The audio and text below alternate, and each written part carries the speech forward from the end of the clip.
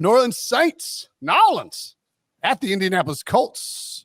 Derek Carr, a road favorite with a total of 43.5. The Saints -1 now. It was -1.5, trickled down just a little bit, RJ. I think it was, who was it who tweeted this out? It was Cleve TA. Maybe I talked about it in the pod, but it's like, we talked about it on Monday, I guess, with the early odds show. But like the Saints, Titans, Packers, Falcons, every single week, the line is like -1, -1.5, -2.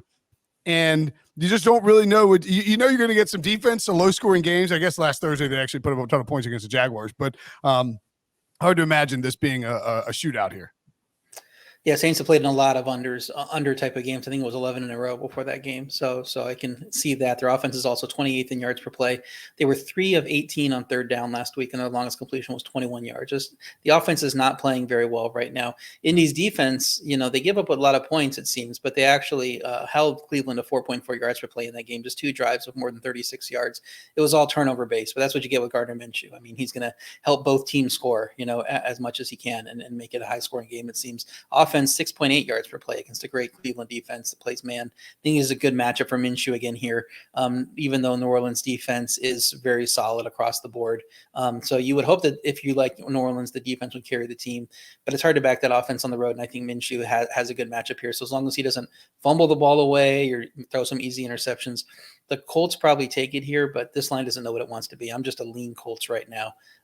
But I think that's the way I'm looking because just that I can't trust the New Orleans offense on the road. Yeah. I mean, here's the thing about my buddy, our friend Nick Costos, and I were texting about this with we have the thread I talk about all the time with me, Pete, Jamie, and Nick. And it's like, if you don't get this game right, like I'm in a pick'em league, and if you don't get this game right, you probably didn't do anything wrong. Like the Browns and Colts last week. Like if you picked the wrong team, you didn't really do anything wrong. There was nothing that you're not like, well, I messed up that handicap. Like, no, it's just a crazy game with a low point spread and weird stuff is going to happen. It kind of feels like this might be the same thing, Prop. Yeah, I would agree, Brinson. As far as props are concerned, there's none out yet. So, nothing to really work with here. I know Zach Moss missed practice yesterday. Haven't seen his status, whether or not he practiced today. That could obviously result in a large workload for Jonathan Taylor, who was starting to resemble the Jonathan Taylor that won the rushing title and had a 2,000-yard season in 2021. He's someone I've got my eye on for sure. Just the Josh Downs continues to have a really impressive rookie season. Love what we're seeing out of him. Had that big play, obviously, last week there. As far as New Orleans offense is concerned, the red zone efficiency is just absolutely horrendous. Just don't know what they want to do. Switching in Taysom Hill, when they get near the 10-yard line. So, it's just been a struggle for New Orleans. Kamara does look good. He's handling some large workloads. Jamal Williams working back into that mix as well, kind of probably mirror that Mark Ingram role that played alongside of Kamara for obviously the last few years. So maybe Chris Olave. Chris Olave, of course. I was going to say, speaking of, I'm curious what you guys think. RJ, you're in the league, so you'll be more in tune with it. But I did a dynasty trade, 14-man dynasty league. I saw somebody talking about dynasty in the chat. This reminded me. I swapped with Dave Richard. I got CeeDee Lamb, Josh Downs, and Jeff Wilson and Dave's 2024 first-round pick, and gave up Cooper Kupp, Mike Evans, and Alvin Kamara. I feel like I won because I got I'm rebooting. My team got a lot younger, and I traded away the veterans. Obviously, it gives Dave a much better chance of winning this year. But those guys, all older players in terms of where they are on that range. Any thoughts on that trade?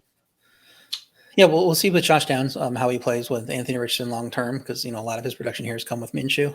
We'll see how big a part of that offense he is. CeeDee Lamb, of course, still very young. I think 24, right? I mean, so he's still going to be a linchpin of that team for 10 years, while Cooper Kupp would have been for 5, 3, maybe 5. Yeah, maybe. So, I think 2 or 3. Yeah. Sets you up better long term. Probably looking better for you, I'd say, in 2 years. But you'll be the loser of that trade for the next 2 years, and then the winner after that. That's fine. I got Nick Chubb on my team too, so he's out for the season. So I wanted to kind of do that. All right, moving along. Houston Texans at Panther. Unless you didn't have a bet on Olave, did you, Alex? No, I didn't. Okay, cool. Yeah, sorry. Is it with that red zone offense, is it like Blake Group over field goal season? Like, is that just what we do with That's this a good team? call. Every play, I mean, especially Oh now man, that it's Group might be a good indoors. group. I am Group. That could be a good fantasy team name. You want to pick up Blake Group and fire him up mid-season. I might go add Blake Group. I am Group mid show here.